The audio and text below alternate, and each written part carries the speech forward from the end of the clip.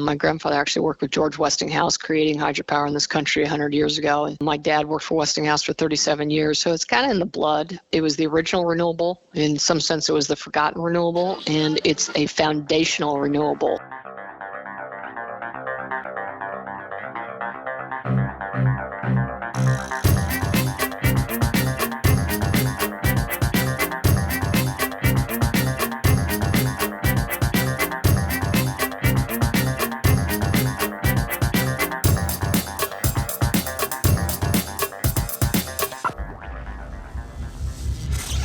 This is EnergyCast, and I'm Jay Dowenhauer. Today we are talking about hydroelectric power, one of our oldest forms of electricity, and among all the sectors I've covered so far, I'd go so far to say it's the Rodney Dangerfield of energy sources. I mean, that's the story of my life. No respect. I don't get no respect at all. You kid nothing, no respect at all.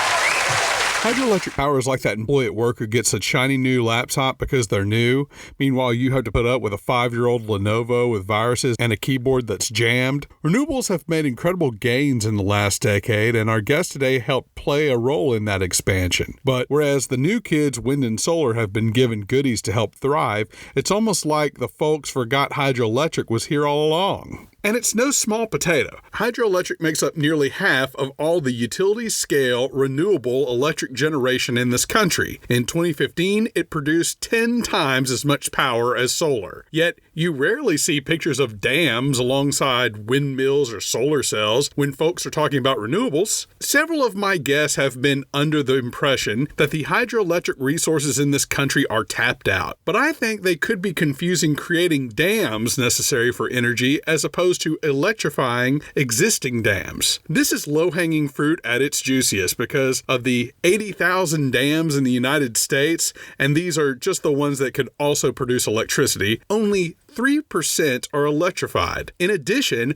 most of the hydroelectric infrastructure is over 50 years old. Just modernizing that fleet could save $7 billion a year in efficiency gains. Hydroelectric packs a huge punch in a small package. The facility I visited in July was an acre and a half. It had 4 turbines, just shy of 30 megawatts each. A solar farm would have to be over 1,000 acres, and a wind farm, probably 3,000. You wouldn't find much better energy density in a facility run on fossil energy. Our guest points out that paperwork really slows down the development of these projects, nearly all of which are privately funded. But for an energy source that is renewable, reliable, and powerful as this, the opportunities are as wide open as a powerhouse running at full capacity.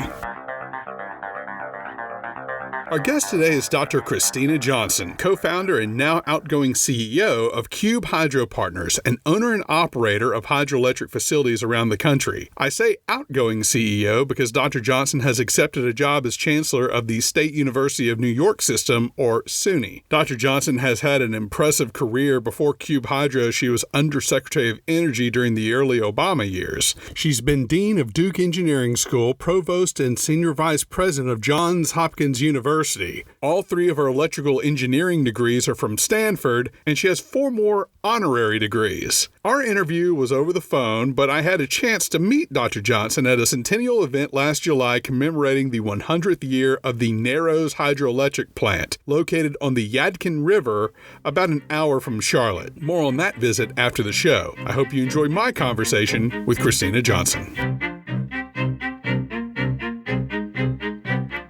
We're here with Dr. Christina Johnson, co-founder and CEO of Cube Hydro. And the first question a lot of people have is, hydroelectric is an older technology. It's a 19th century technology, I believe. And so what are some of the innovations we're seeing today in 2017? There are a number of innovations, and you're quite right. It is one of the oldest ways we generated electricity. In fact, in 1917, it was 40% of the electricity produced in the United States came from hydroelectricity. We see today advances in aerating turbines. So you actually see some cases scalloping of the blades or little holes in the actual turbine blades that allows for minute bubbles, which increases the oxygenation and makes it more habitable for fish happenings. You also see fish-friendly turbines where the the rotating turbine inside the collar, if you will, that is such a thin separation now that fish don't get caught in between that, which is very important. You also see just higher efficiency. So we understand when these machines were first built, we didn't have the luxury of computers, so they were designed with slide rules and hauled up mountains on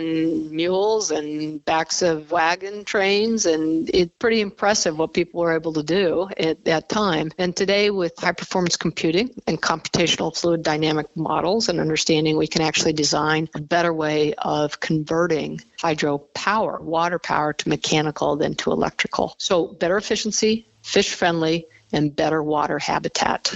I always like hearing about interesting water technologies, and we'll get a little bit more into that in just a second. But one of the things I do on this podcast is I'll talk to the energy experts, and at the very end, I'll ask them what they think of all the other energy technologies out there. And when I talk to these experts, and they always get to hydroelectric, they all seem to be under this impression that the capacity for more hydroelectric in this country is kind of tapped out. And what would you say to that? Is that true? There's a couple answers to that. So the first one is there's 80,000 dams in the U.S. that do not produce electricity. There's only about 2,500 to 3,000 that do. So less than 3% of the dams that exist for recreation, navigation, irrigation, flood control, and water preservation in communities are not there to produce hydropower. So I think aggressively you could double the amount of hydropower in the U.S. Now, recently, the Department of Energy came out with a study called Visioning Hydropower 2030, and the idea is that we try to do 50,000 megawatts by 2050. So it's 50 by 50. So there's about 100,000 megawatts today, really looking at a 50% increase between now and 2050. I think the reason it takes so long is because there's permitting and because a lot of the best sites are government owned and owned by the Army Corps of Engineers. I think the top 81 out of 100 sites are owned and operated by the Army Corps that could be powered. So we're not talking about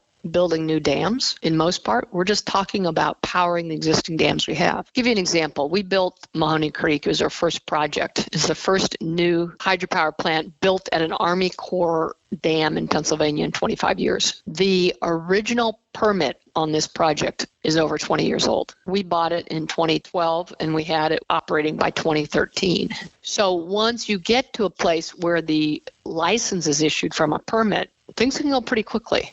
But can you imagine tying up money for 20 years? People just wouldn't do that. Yeah, unless it's a nuclear plant. I mean, I think we've seen some permits with those guys go quite a long time, have we not? Well, yeah, and that's the other thing is as a private developer. So if you're a utility that's in a non-competitive market, then you can so-called rate base or put the cost, even if it takes 10 or 20 years, into the rate base and get the projects built. True for nuclear, true for hydro, true for coal, gas, all those. But as an independent power producer, it's much easier to build a solar power plant or a wind plant than it is to do hydropower. It sounds to me, Christina, that the key here is really cracking the code with the Army Corps of Engineers. Part of it's the Army Corps of Engineers. I think part of it is the financing model. If you had a way of financing the so-called soft costs, there aren't that many firms that have the expertise to do the environmental studies. They're expensive, and then that ups the cost, which means fewer get done, which means then they're more expensive, and it's just sort of this vicious cycle. I think what really needs to be done is kind of where Cube Hydro, I think, is going, is taking more of that work in-house so we can control the costs, working with a few of the consulting firms so that they can get scale of business and that reduce the cost. So we're trying to figure out in the industry, how do you get the projects financed? How do you get them done in a timely manner so that financial markets will invest in them? Because right now we're not really valuing the renewable energy for what it's worth in terms of the externalities of carbon emissions. So, it's complicated.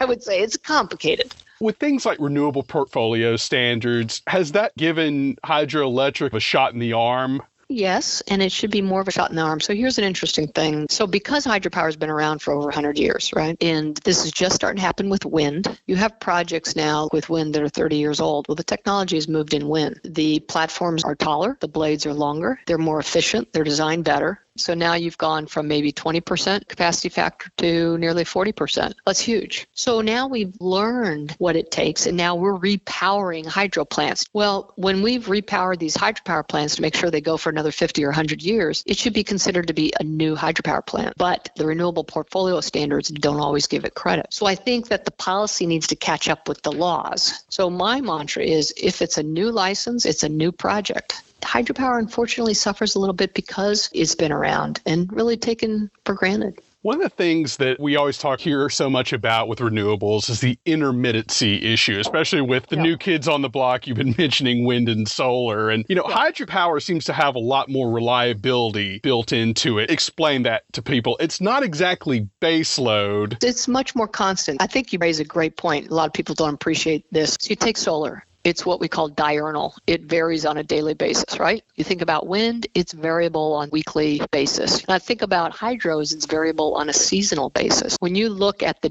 daily electricity output from a hydropower plant, it's pretty flat. I always thought it'd be cool to marry hydro and solar. Solar is very strong in the summer, and that's when hydro is not as much. And if you add storage in there, now you've got a nice balance. And you even throw in some wind too. We're starting to integrate solar with hydro, and we're going to look at storage. And it's that combination that I think is really exciting. You mentioned it being seasonal, and I believe that the most you can forecast your wind and solar assets being online is maybe a few days. How far out can you predict a hydroelectric resource being available? Well, that is a really, really good question. And we've actually been working on some models to predict hydropower generation from river flow. People have looked at river flow for centuries. The records of the Nile River go back, I think, 500 to almost 1,000 years. So we've been looking at using a finite autoregressive integrative moving average model called FARIMA to try and predict hydropower generation from the flow of the last few years. I can't give you an answer right now. We're still working on it, but definitely you want to know that, because when you are buying hydropower,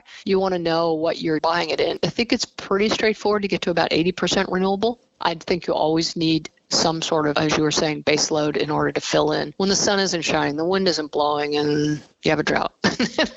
One of the things I was very impressed by was I was told that Narrows facility that we visited, that was 4 turbines. They each were doing 30 megawatts. So we're talking about 120 megawatts, just the house and the facility and the pipes coming off the dam. That was about 1.5 acres. You wouldn't be able to get 120 megawatts from a wind farm. Why isn't that story being told more than... Well, it's exactly right. I think you picked up a lot. You nailed Thank you. all the, sincerely, because people don't get that. So it's actually at about 108 megawatts. So I think each one of the turbines is about 27, 28 megawatts. That 1.5 acres that you talked about can fully power 50,000 homes. Well, it's a phenomenal resource. Why not use it? Whereas if you were to do the same with solar, you'd probably be looking at over 1,000 acres. You mentioned earlier some of the big innovations that are being done in hydroelectric, and one of them was designing the turbines to have aerating capability for fish. My day job is water treatment, and I found that interesting that conventional or older model turbines weren't churning up the water more than they are. Has that been a big issue in the past, that even though you've got a lot of turbulence going around with the water, that it's still not aerating the water enough to maintain the fish wildlife? That's a surprise to me. Yeah, again, interesting observation. It's a field I'm not an expert in, so I'll give you that right now. But there is a principle, Bernoulli's principle, which talks about the velocity going over rough surfaces is faster, so pressure goes down, and so you get lift, right? And that's what I think the key is. You need smaller structures in order to create the little bubbles that will actually dissolve more of the oxygen in the water. Or you inject bubbles, or you actually inject oxygen into the water as it goes through the turbine. But you, again, raise a very good point. Why wouldn't these blades be turning up the water and enhancing the dissolved oxygen? They don't decrease the dissolved oxygen, but if you want to enhance it, you either have to inject the oxygen, or you have to create the ability to create bubbles that then will absorb more of the oxygen from the air-water interface. Have there ever been any other environmental concerns associated with hydroelectric? I think you hear a lot about things building up on the dams. I think that's really more of an issue with the dams themselves. Are there any other environmental issues that come up adding a hydroelectric plant on an existing dam, let's say? No, that's a good point. That's actually a unique question. About a year ago, there was a paper that was published on methane emissions from reservoirs. It says that methane emissions from hydroelectric reservoirs are 25% more than previously thought. Well, when you look at the data, what you see is that there's actually two outliers. They're from two reservoirs in Poland that were in an urban setting where there was nutrients introduced to the river, i.e. organic waste, that then created a eutrophic situation, not representative of the types of reservoirs, for example, you saw at Narrows. What proper longitudinal studies have shown, though, on the same reservoir over 40 years, that after 10 years, the amount of methane emissions from that area is no different than it was prior to flooding. There's a difference between building a new dam and using an existing dam. What happens when you power it? What we've seen, and we invented a new technology, it wasn't mine, it was Dr. Neil Simmons from Duke University who works with us. He invented a way of aerating the river, taking it from 2 milligrams per liter to upwards of 10 milligrams per liter. Fish are very happy above 5. They're extremely happy above 7. That would be like a pristine stream in Alaska. So by repowering the dam and using this new invention, been able to improve the environment of that river. So we're pretty excited about that, as you can probably tell. What I want to do, and Neil is working on this, he's got a water drone, an autonomous vehicle that goes on top of the reservoir and is able to measure methane emissions every square meter. So there's a group out of Australia that actually did one of these, and what they found is that 97% of the methane emissions come from like 10% of the point sources. And also the big point is that when you aerate water, that helps eliminate a lot of the problems that a lot of these pesky microbes that like to live in oxygen-free environments. There And they create you go. a lot. That's right. Right. I've seen that happen quite a bit. Let's talk a little bit about you for a minute. Most of your career was in academia. Then you were Undersecretary of Energy at DOE beginning in 2009. What can you tell me about that experience? It was a very fast-paced, a lot of work because we had $36 billion in Recovery Act funds in addition to the $11 billion budget. We had to get the money out. We had to do it on shovel-ready projects in renewable energy, clean coal, smart grid, you name it. We were working all day and night. If I went home before 10 at night, it was an early day. And we read tons of proposals. We reviewed them. We had external reviewers. We reviewed the external reviewers. And we got the money out. We did great projects. And the thing I'm most proud of is the team. And it was a great team of assistant secretaries, undersecretary, and secretary. We doubled the amount of renewable energy in this country in 5 years. And I think that's one of the legacies of President Obama that isn't talked about enough. And I'm so proud of that. It was a pretty exciting time. What about Stephen Chu? What was your thoughts about working with him? He was the secretary at the time. Extremely smart guy, very passionate about the environment. And that was really invigorating.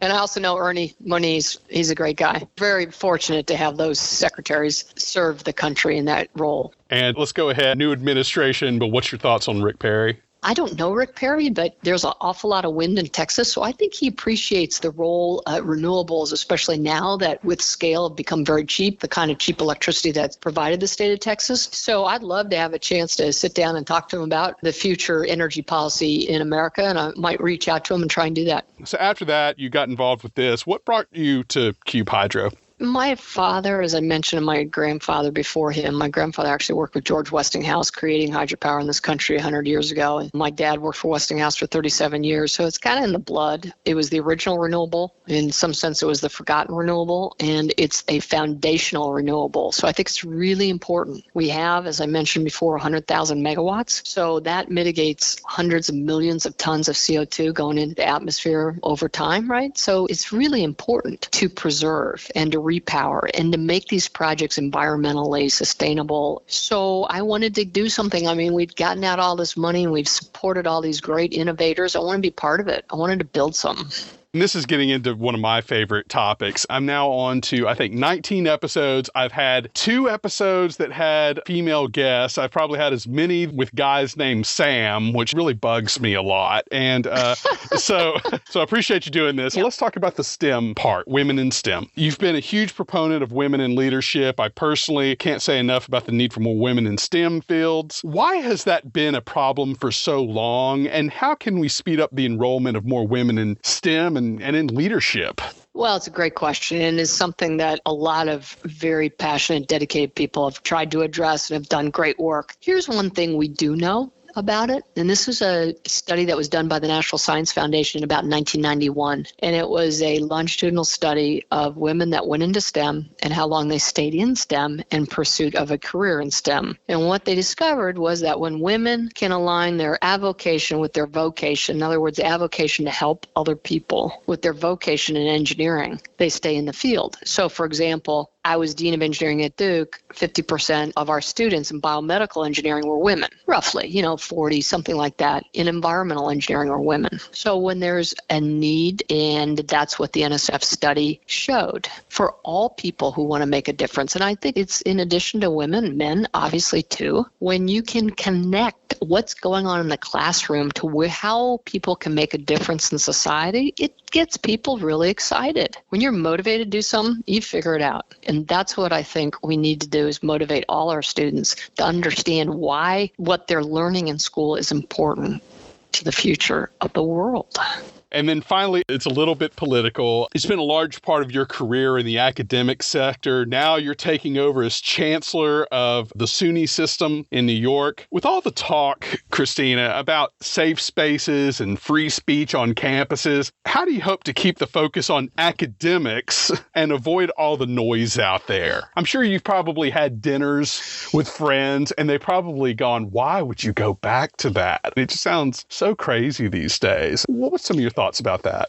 Well, I think the mission of the university is really important. It's to pass on culture to the next generation. And what is culture? Culture has a lot to do with ideas. And it's important that we have a place where people can come, share ideas, have debate, talk about the differences and the similarities, and understand one another. So I'm all about free speech. What I'm not about is speech that leads to violence, even though I may not like what somebody says that's rude. They have a right to be rude if they want to be rude, but not to incite violence. It's very different there. So I think that that's one of the challenges in higher ed today, is to keep the focus on the purpose of the university is a place where people can come from different backgrounds with different ideas and learn to debate, and hopefully learn to debate in a cordial and listening manner. And I freely admit, when I was younger, I didn't always want to hear what other people had to say if they didn't believe the same thing I did. And I learned that doesn't get you too far in life. So the ability to be able to learn and engage with people that think differently is very important. And that's why I'm very excited about being back at the university,